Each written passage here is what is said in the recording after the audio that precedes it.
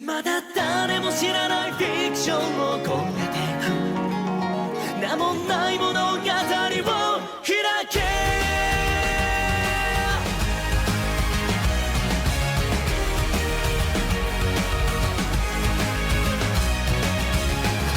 まだ誰も知らないフィクションの向こうで To the east, to the west, to the down, down to the period 最強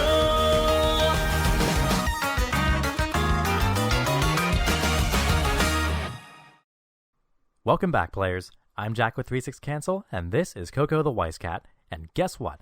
That's right, it's primetime slime time. So are you ready to get slimed? Or I guess, are you ready to get eaten? Because we're talking about predation, slimes, and demons, or rather, that time slime got reincarnated as a Weiss Schwarz set. Okay, sorry, I'll tone it down for the rest of the video.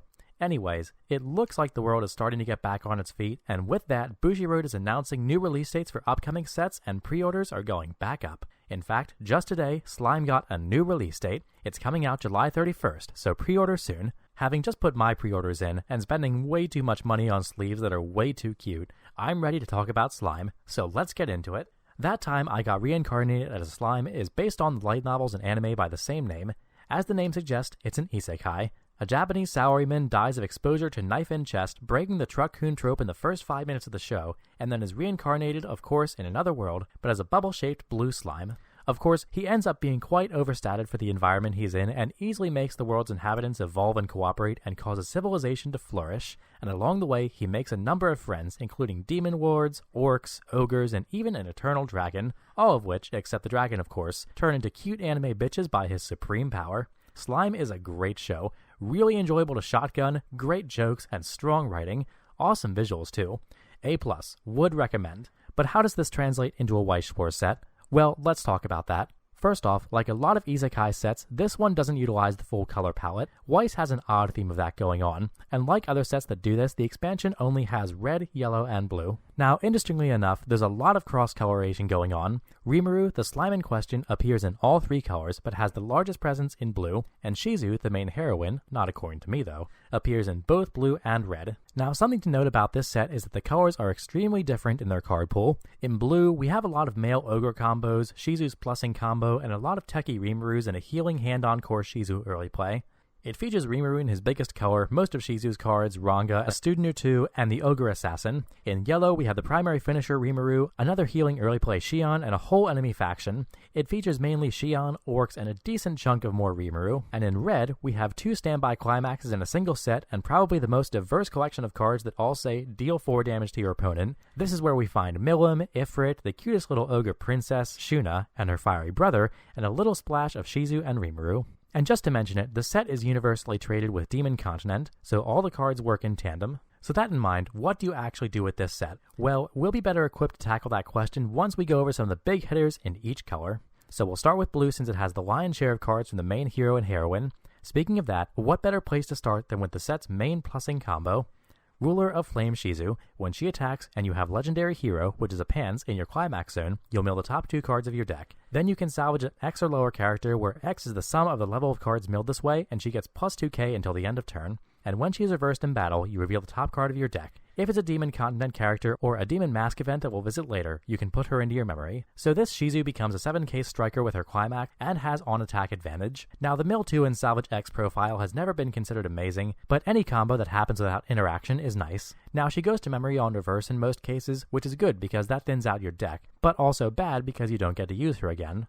And she's only 4k on your opponent's turn, so you have to either run her into something at 7k and still lose, or leave a 4k target on the board. It's pretty likely your opponent will plus off this card, but you also don't really care because, hey, you got yours, right? I guess it's kind of a gambit. Anyway, I'm not a good enough player to really examine the finer points of this, so let's move on. Now, we mentioned an event that we were talking about in Shizu's profile. Well, Anti-Demon Mask is an interesting part of our package. It's a 2500 1/1 event backup that goes to memory when you play it, and at the start of your main phase, you can pitch a climax and take it back to your hand. Very interesting. Climax discard outlets are always nice, and it's another way to slightly thin out your deck. And what's nice is that if you're not playing red, the set's not super stock heavy, so a 1/1 backup isn't too taxing.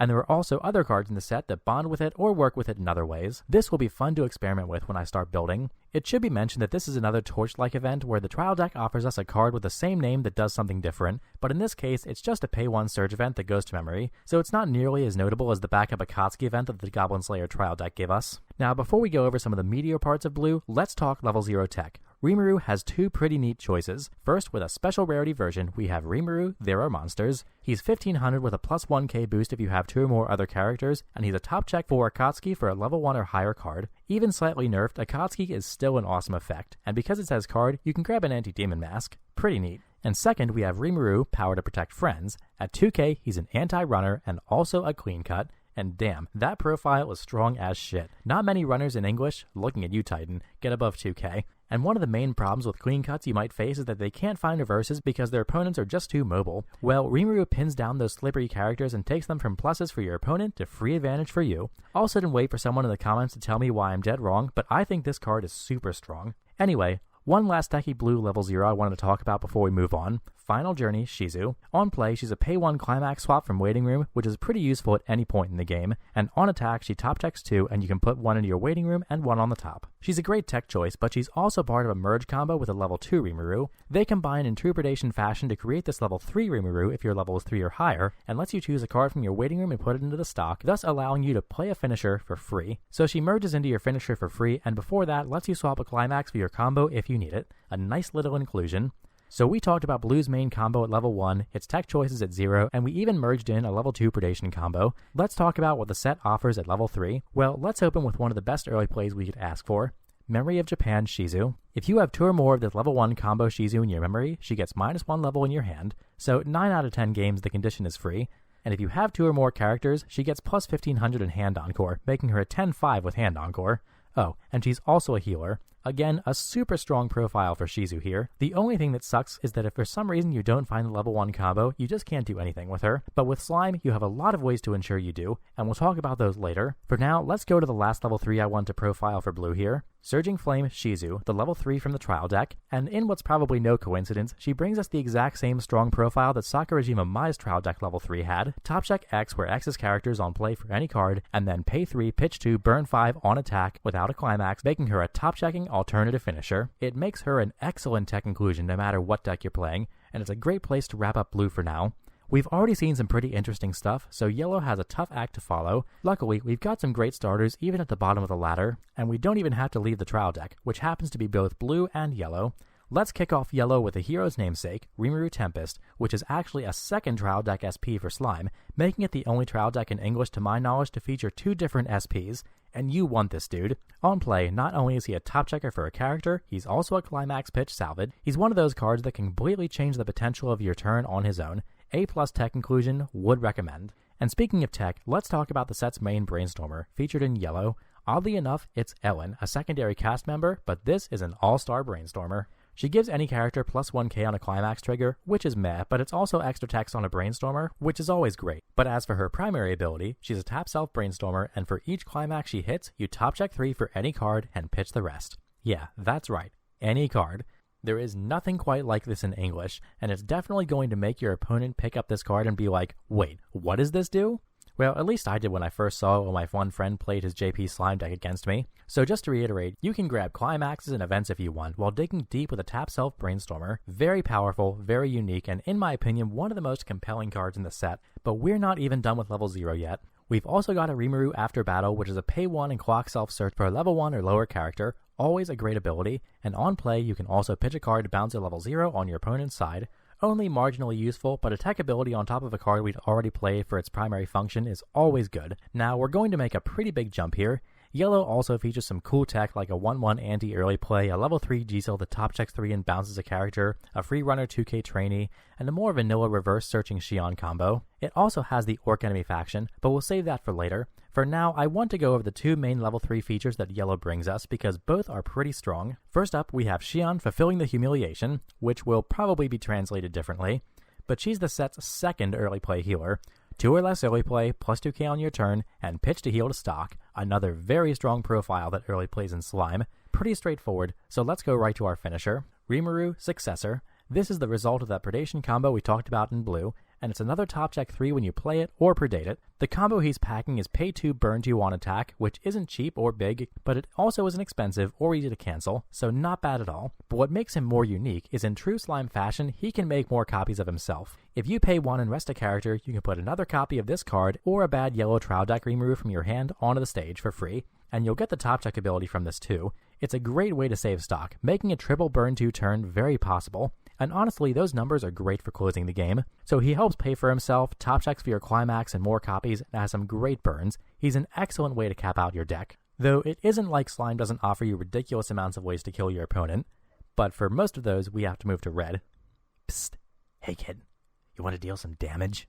Because red in slime is violent. It features not 1, not 2, but 3 different cards, one of them being an event, that all read deal 4 damage to your opponent. We'll get back to this Ifrit in a second though, but first, let's go over some of the red package in a more general sense. If you want to build red, there's a tap self-salvage brainstorming Shuna that bombs a front row character for 500 on play, a Jean clone milem that top checks 4 for a character on a gate climax if you have 5 or less stock. The set's Drop Searcher as a common milem with no extra frills, and for those of us building tricolor, there's an event that top checks 4 and lets you add 1 of each color you find, but then has you pitch a card. On top of that, red also features a pretty complete standby package. You can play 8 standby in the set, and it features your standard 1-1 and 2-2 high power hand-on core targets. You've also got a 2k assisting Shuna at level 3 that taps to reorder the top 2 and salvages on play to throw in for a good target, and we also have non-climax linked finishers to throw in too, like this milem that top check burns on play that's also a pay 3 clock kick. And if you do play the 8 standby Mad Lad deck, you can throw in this Benimaru which burns 4 on reverse for free with the standby climax. Sadly, the other standby combo is a 1-0 Rimiru that's absolute garbage, so if you play 8 standby you might have to play an empty set. But if you want to play some gates instead, you can play one of the most violent finishers I've ever seen, Chasing Milem. She's a healer that with a gate climax lets you pay 5 and pitch 3 characters when her battle opponent becomes reversed. If you pay that insane price though, Milem does some insane stuff. She burns 2, then restands. I guess that's why her climax is called Power of a Demon Lord. Now, you can't do this twice in a turn, not that you could ever pay for that, but if you wanted to get the message across to your opponent that you think they should just die, you can totally play this Milem. Alternatively, if you want to say to your opponent, I want you dead before I even hit level 2, we could play the maximum Mad Lad memes of this Ifrit and Shizu combo. Let's talk about this ridiculous pair. So you've got this 1-0 Shizu that when you play her, you mill 2, and if you hit a climax, you mill the top card of your opponent's deck, and then choose a card from their waiting room to replace it with. In my circle, we actually call this effect getting breathed on. After Hatsune Miku Breathe on You, one of my favorite foils in the game, but at your climax phase, you can pay 1 and pitch 2 characters to change her to this 2-1 Ifrit. He only has 1 ability, and it reads Incoming Nukes. The long version of that is, when he attacks, pay 2, pitch 2 characters, and then choose a card in your clock and put it into your level zone, then deal 4 damage to your opponent, then in case that wasn't enough, deal 4 damage to your opponent, and then, just for overkill and that extra get fucked factor, deal 4 damage to your opponent. If you want the abject math on this card, it's basically deal 6 damage to yourself to burn your opponent for 4 damage 3 times and then attack. I only have one thing to say to this. If you think for one goddamn second that I'm not going to make a deck to try to do this 3 times at level 1 and just kill myself and burn my opponent for 36 damage plus my attacks, you haven't been watching this channel very long. Relax, it only takes 15 cards and 9 stock at level 1. Is that even possible? I don't know, but you damn well better believe I'm going to find out. Well, this is a great place to wrap up Red. Now, we've almost wrapped up the set, but before we move on, I want to talk about the Orc Enemy Faction deck, because we might as well get this out of the way because it's not terribly notable. So the bread and butter is a level 0 Orc base 2500 that gets plus 1k for each other Orc in the front row and a can't side. One step up, we have a 3k Orc that gets 1500 for each other Orc that also can't side. Then there's some Orc technology. You've got this level 0 Gil mode that gives one of your Orcs more power that also has an ability where you pay 2 and pitch an Orc, then salvage 2 Orc cards with the same name. He's also one of the targets to this level 0 Geld, who first taps himself to chop check for a marker, and can also take the Gel mode under himself as a marker to stand himself. Once he has 4 markers, he doesn't stand during your stand phase, but if you're level 2, you can take him and the 4 markers and turn him into the level 3 Orc Disaster. The level 3 mills 2 when you play it, and burns X where X is the total soul triggers of cards milled, and with the shot combo, when it attacks, you win an opponent's front row character and give yourself a free character stock from your waiting room, and he encores by sending another Orc from your stage to your waiting room. Finally, the deck packs a 2-1 backup that you can pay an extra stock to salvage another copy of it. Honestly, I see what they were going for with some of these cards, but the deck you end up making isn't terribly interesting, and there's not too much potential to blend this in an interesting way with other things in the set. So there you go. There's your Orc Disaster deck tech, so don't ask for another. But what about the rest of this set? What do you do with it?